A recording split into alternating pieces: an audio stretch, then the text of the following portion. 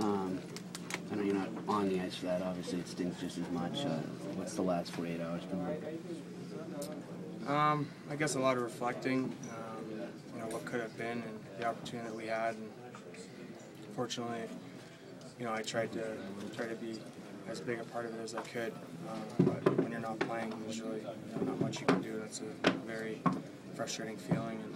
But I'm proud of the way that the guys performed, and I realize that you got to give Chicago a lot of credit. They're an extremely good team, and they played well. And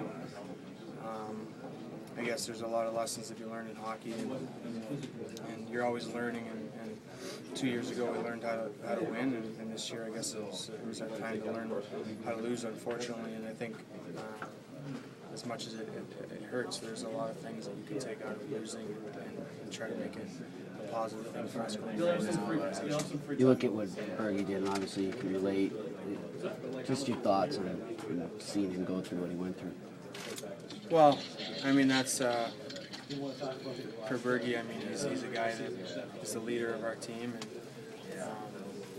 he's a very dedicated individual, and so I'm not surprised that he was wanting to do that for the team.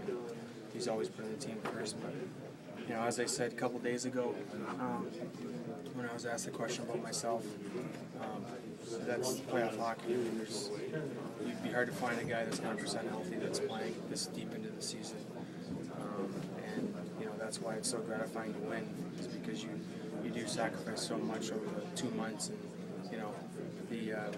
the season unfolds before the playoffs. So it takes everybody, and he was a huge part of this run that we had, and obviously it's going to hurt the team when one of your best players is not 100%. But the respect that I have for Bergie and for what he did and put himself through is tremendous. There's a chance, guy that you've been teammates with and friends with for a while might not be back next year. Maybe the word right now. Does that stuff start to set in when you start thinking about some of the guys that can go and all that? Or? Yeah, I mean, it's not really our job to analyze, the makeup of the team. I hope, selfishly and personally and for the team's sake, I hope he is back, because I've played with him for a long time, and I know how good of a player he is and good of a person he is, and I've become really good friends with him. And we've been together for 10 plus years now, so I hope things work out, but that's up to Nathan and the team to decide whether it's the right fit. But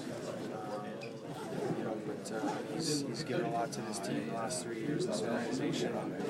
It's been, it was a great move for both of us. This organization's offered us a lot too, so it's a great move for our players.